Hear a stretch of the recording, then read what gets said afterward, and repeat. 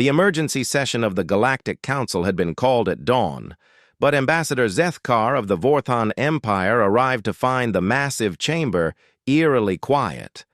The usual buzzing of 1,000 different species discussing trade routes, territorial disputes, and diplomatic protocols was replaced by whispered conversations and nervous clicking of mandibles. Commander Velish, the tall, blue-skinned Atlantean who served as the Council's military advisor, approached Zethkar with obvious concern etched across her crystalline features. Her normally steady voice carried an unusual tremor as she spoke. "Ambassador, have you had any communication with the human territories in the past 72 hours? Zethkar's 4 eyes blinked in sequence, a sign of confusion among his species. The humans had been reliable trading partners for nearly 2 centuries, ever since they had emerged from their small corner of the galaxy with their peculiar mix of curiosity, stubbornness, and surprising technological adaptability. "Not since the quarterly trade review," Zethkar replied, his translator device converting his chittering language into standard galactic. "Why do you ask? Have they missed a scheduled diplomatic meeting?" Velish gestured toward the central display, where a 3-dimensional map of the galaxy slowly rotated. Thousands of green dots represented active civilizations, their signals constantly updating to show population centers, military installations, and communication networks. But in one section of the map, where the human territories should have been glowing with activity, there was nothing but empty black space. "They haven't missed a meeting," Velish said quietly. "They've disappeared entirely." The words seemed impossible. Civilizations didn't just vanish. There were always signs, always warnings. Wars left debris fields and refugee streams. Plagues left distress signals and medical emergencies. Natural disasters left geological evidence and calls for aid. But the human systems showed none of these indicators. High Chancellor Mordun, the ancient crystalline whose species had founded the Galactic Council 8,000 years ago, called the assembly to order. His voice resonated through the chamber like the ringing of a massive bell, commanding immediate attention from every delegation present. "Fellow beings of the galaxy," Mordun began, his words carrying the weight of millennia, "we face an unprecedented situation. 48 hours ago, all communication with human space ceased, not gradually, not with warning, but instantaneously across all their territories." A ripple of concerned murmurs spread through the assembled delegates. The humans controlled nearly 200 star systems, with a combined population exceeding 50 billion individuals. They operated some of the most advanced research facilities in the galaxy and maintained one of the largest merchant fleets in known space. Captain Thexara of the insectoid hive worlds raised one of her 6 arms to speak. Her compound eyes reflected the chamber's lights as she addressed the assembly. "Perhaps their communication networks experienced a technical failure," she suggested, her mandibles clicking thoughtfully. "The humans are known for their experimental technologies. They might have simply overreached and caused a system-wide breakdown." But Commander Velish was already shaking her head. "We sent reconnaissance drones to 17 human systems. The planets are there, the stations are there, even their ships are there, floating in space exactly where they should be. But there are no life signs, no energy signatures, no signs of any biological activity whatsoever." The silence that followed was deafening. Delegate after delegate began to grasp the full scope of what had happened. 50 billion humans had somehow vanished without leaving behind any evidence of where they had gone or how they had disappeared. Dr. Kesaani, the chief xenobiologist of the Council's scientific division, stood to address the assembly. Her tentacled form moved gracefully as she activated a detailed holographic display showing scan results from human territories. "The reconnaissance data reveals something even more disturbing," she announced, her telepathic communication reaching every mind in the chamber simultaneously. "The disappearance was not random. Every human, from newborn infants to elderly citizens, vanished at exactly the same moment. Our chronometric analysis indicates the event occurred at 1447:33 Universal Standard Time, with no variation across their entire civilization. The implications were staggering. Such precision suggested either technology far beyond anything the galaxy had ever seen, or coordination on a scale that defied comprehension. Ambassador Court Han of the Mechanical Confederation processed this information through his quantum computational matrix before speaking. His metallic voice carried no emotion, but his words struck fear into organic hearts across the chamber.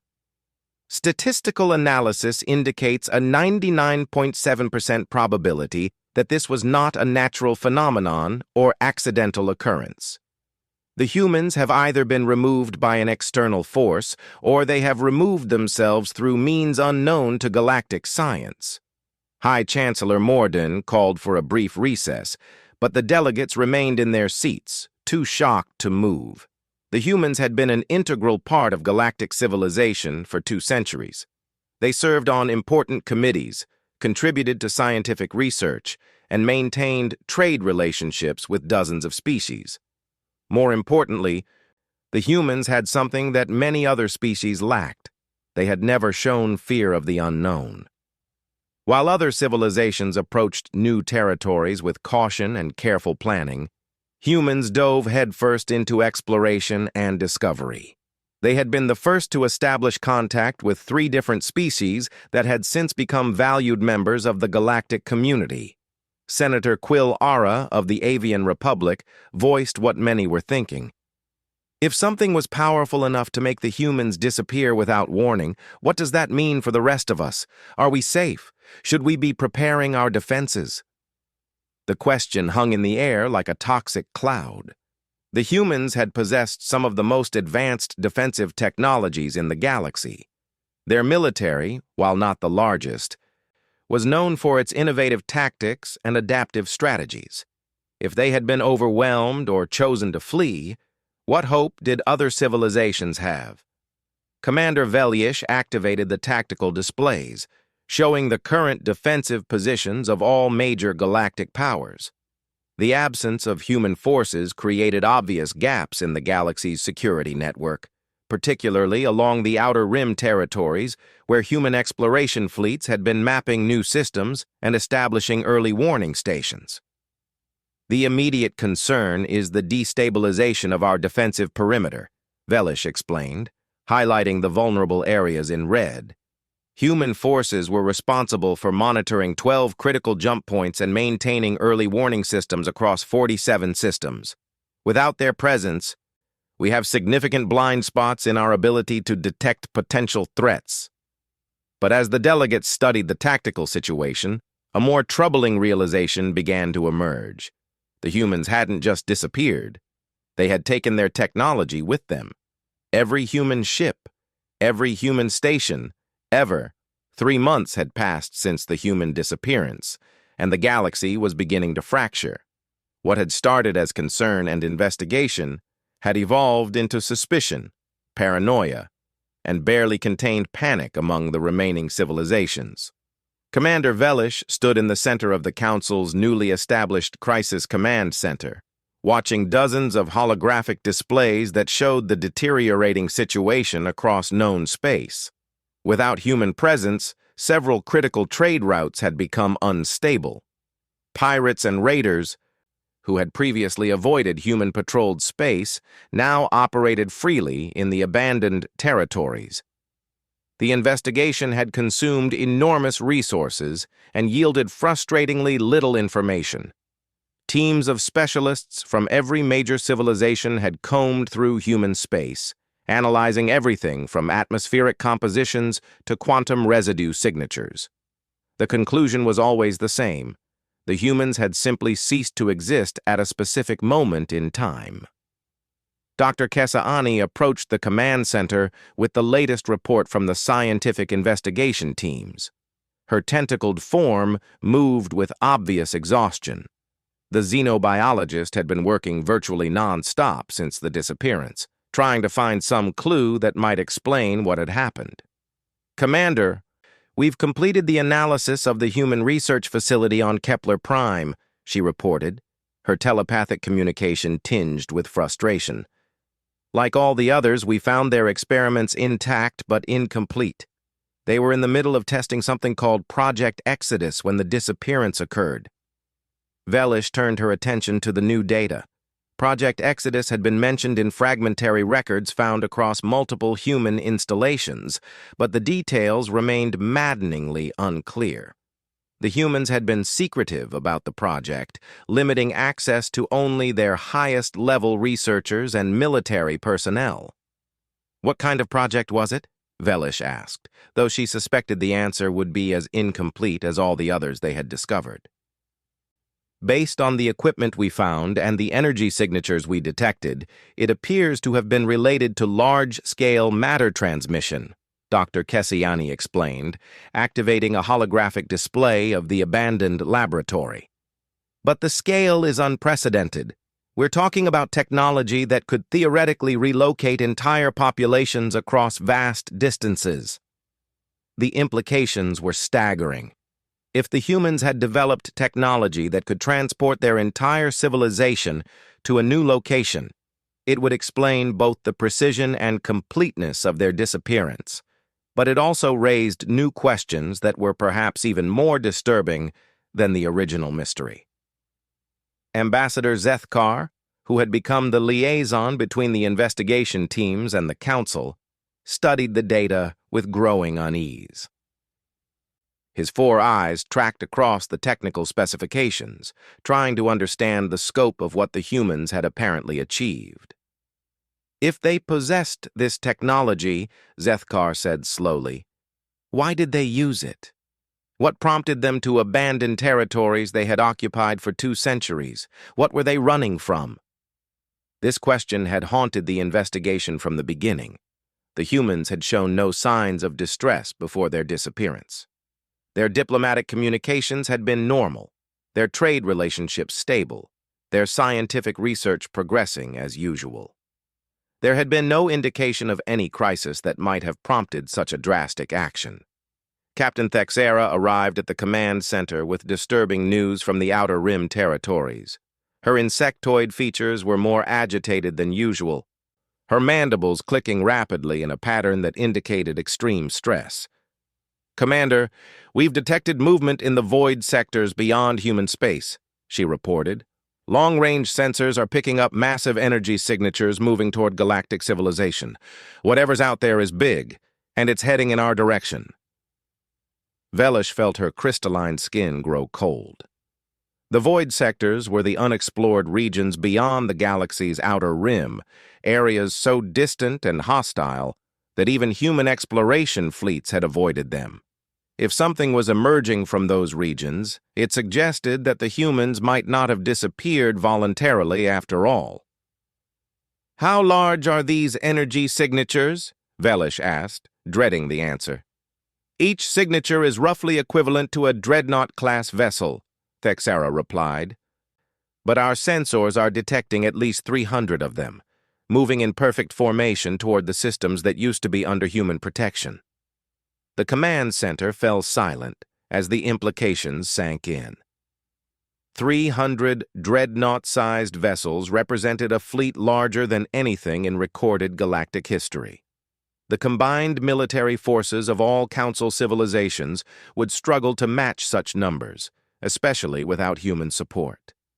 Dr. Kessaani was already analyzing the new data, her tentacles working frantically across multiple control interfaces. "The energy signatures don't match any known technology in our databases," she announced after several minutes of analysis. "Whatever these vessels are, they're using power sources and propulsion systems completely unknown to galactic science." Senator Quilera, who had arrived with an emergency authorization from the Avian Republic, spoke with barely controlled panic. "Are we looking at an invasion force? Did the humans discover this threat and flee rather than fight?" The possibility was terrifying, but it fit the available evidence. If the humans had detected an approaching threat too powerful to resist, their mysterious departure might have been a strategic retreat rather than abandonment. But this raised an even more troubling question. If the humans, with all their technology and determination, had chosen to flee, what chance did the remaining galactic civilizations have? Commander Velish activated the emergency protocols, sending alerts to every council member civilization. Military forces across the galaxy began mobilizing, but their preparations felt inadequate against an unknown threat of such apparent magnitude. How long until the unknown fleet reaches inhabited systems? Velish asked, though part of her didn't want to know the answer. Thexara consulted her navigation computers before responding. At their current speed, approximately 18 standard days until they reach the outermost human territories. If they continue on their present course, they'll encounter our defensive perimeter 6 days after that. 3 weeks to prepare for a threat that had apparently been powerful enough to drive humanity into hiding. The timeline was impossibly short, especially when they had no idea what they were preparing to face. High Chancellor Mordun addressed the galaxy through emergency broadcast, informing all civilizations of the approaching crisis. His ancient voice carried across thousands of worlds, calling for unity in the face. The battle for the Andromache system had been raging for 6 hours, and the galactic defense forces were losing badly. Commander Velish watched from the bridge of the Council flagship as another wave of Harbinger vessels tore through their defensive lines with devastating efficiency. The alien ships moved unlike anything in galactic military doctrine. They flowed through space like living creatures, their dark hulls seeming to absorb energy weapons fire while returning devastatingly precise attacks that crippled Council vessels with surgical precision. Each Harbinger ship fought with the coordination of a hive mind, anticipating and countering every tactical maneuver the Council forces attempted. 2 weeks had passed since the first contact with the Harbinger fleet. The opening battles had been disasters for the Galactic Alliance. Despite bringing together the combined military might of 47 civilizations, they had managed to destroy only a handful of enemy vessels while losing nearly 300 ships of their own. Captain Thexara's voice crackled through the communication system from her position commanding the insectoid battle group. Commander, we're reading massive energy buildups across the Harbinger fleet. I think they're preparing for something big. On the tactical display, the enemy formations began shifting into a pattern that the Council analysts had designated as Harvest Configuration. According to the fragmentary data they had managed to collect from destroyed Harbinger vessels, this arrangement preceded the deployment of weapons designed to strip the energy from entire star systems. Ambassador Zethkar, who had volunteered to serve as a tactical advisor despite his diplomatic background, studied the enemy movements with growing dread. They're not just trying to destroy our fleets, he realized. They're positioning to drain the system's star. If they succeed, every world in this system will freeze within days. The Harbingers had demonstrated this capability twice already, turning thriving solar systems into frozen wastelands devoid of all energy. The technology was beyond anything in galactic understanding, drawing power directly from stellar cores and somehow converting it into fuel for their continued advance. Dr. Keseni, working from the flagship's science stations, had been analyzing Harbinger technology since the first engagement.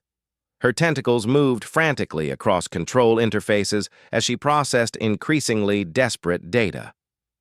Their ships aren't machines in any sense we understand, she announced, her telepathic communication filled with scientific fascination and horror. They're some form of engineered organisms, grown rather than built. That's why our weapons have limited effectiveness. We're not fighting technology. We're fighting evolved biology that's been designed for warfare. The revelation explained much about the Harbinger tactics. Their ships regenerated damage, adapted to repeated attacks, and coordinated with the unconscious perfection of a natural ecosystem.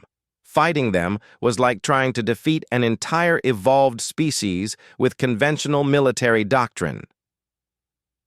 As the tactical situation continued to deteriorate, High Chancellor Mordun made the decision that everyone had been dreading.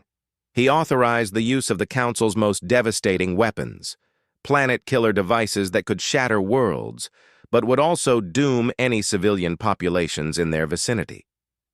But before the order could be transmitted, something impossible appeared on the long-range sensors. Ships were emerging from hyperspace at the edge of the system, hundreds of them, moving in formations that were hauntingly familiar to anyone who had studied human military tactics. The new arrivals transmitted a simple message across all frequencies.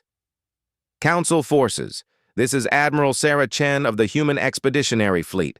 We're here to finish what we started. All vessels maintain current positions and prepare to observe humanity's answer to the Harbinger threat. Velish felt her crystalline features flush with relief and disbelief. The humans had returned, bringing with them a fleet that dwarfed even the massive Harbinger armada. But these ships looked different from the vessels humanity had operated before their disappearance. They were sleeker, more advanced, and they moved with a predatory grace that suggested significant technological evolution. The human fleet didn't hesitate or negotiate. They drove straight into the Harbinger formation with tactics that defied conventional space combat doctrine. Instead of maintaining safe distances and exchanging long-range fire, the human vessels closed to point-blank range, their weapons systems engaging in direct energy exchanges that would have destroyed any known ship design. But the human vessels held together, their hulls glowing with energy fields that seemed to absorb and redirect Harbinger attacks. More surprisingly, the humans appeared to be communicating with the Harbinger organisms, sending complex data streams that caused immediate responses in enemy behavior. Admiral Chen's voice reached the Council flagship directly. "Commander Velish, I apologize for our abrupt departure, but we needed time to prepare for this encounter. The Harbingers aren't invaders. They're a cleanup crew. Their species was designed millions of years ago to eliminate civilizations that develop technology beyond a certain threshold." The explanation came in fragments as the battle raged around them. Humanity had discovered the Harbinger threat decades before their disappearance, buried in ancient ruins on a dead world at the galaxy's edge. The aliens were part of a vast system designed by an extinct civilization to prevent any species from developing technology that could threaten the universe itself. We spent the last months in a pocket dimension, accelerating our technological development and learning to communicate with Harbinger biology, Admiral Chen continued as her forces systematically dismantled the alien fleet with weapons that seemed to understand their enemies at a molecular level. We couldn't risk staying in normal space while we developed these capabilities. If the Harbingers had detected our research, they would have activated their final protocol, the sterilization of the entire galaxy. The human vessels fought with impossible precision, their weapons targeting specific biological systems within Harbinger ships. Instead of destroying the alien vessels outright, they were performing what appeared to be surgical modifications, altering the organism's biological imperatives. Dr. Kesani monitored the process with growing amazement. "They're not killing the Harbingers," she announced. "They're reprogramming them, changing their biological mission parameters at the genetic level." Within hours, the battle transformed from a desperate last stand into a controlled modification procedure. The Harbingers stopped attacking and began transmitting complex biological data to the human fleet. Their harvest configuration dissolved, and the threat to the system's star disappeared. Admiral Chen's final transmission to the Council came as the last Harbinger vessel completed its biological modification. "The threat has been neutralized, but the galaxy needs to understand what nearly happened here. The Harbingers were created to prevent civilizations from developing technology that could damage the fundamental structure of reality itself.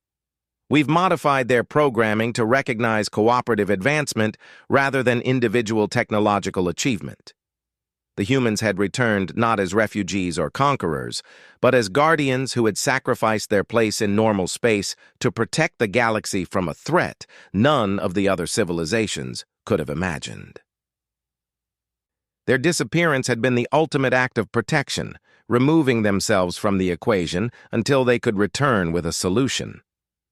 As the human fleet prepared to depart for the final phase of their mission, hunting down other Harbinger fleets across the universe, Admiral Chen left the Council with a final message. "We'll be back permanently once we've dealt with all the Harbinger groups. The galaxy is safer than it was, but it's also more connected to forces beyond our local region. We'll need to work together to ensure that future technological development serves life rather than threatening it." The humans vanished once again, but this time their departure carried hope rather than mystery. They had proven that sometimes the greatest act of courage is knowing when to step away. And the greatest act of love is sacrificing everything to protect those who cannot protect themselves, an unknown threat. But privately, even he wondered if the Council had the strength to survive what was coming. As the investigation teams continued their work, they made one final discovery that changed everything. Deep in the core systems of a human research station, Dr. Kesani found a partially corrupted message that had been transmitted just moments before the human disappearance.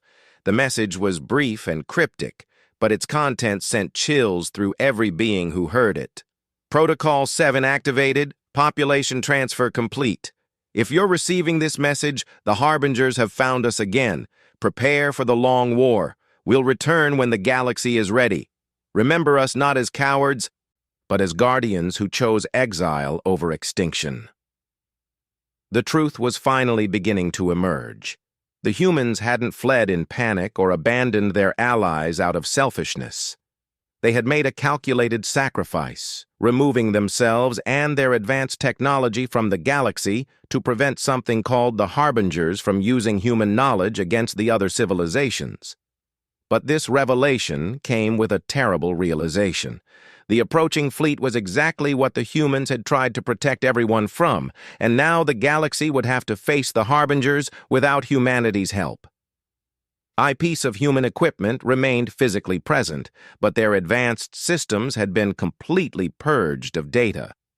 Dr. Kesani presented her analysis of the abandoned human technology.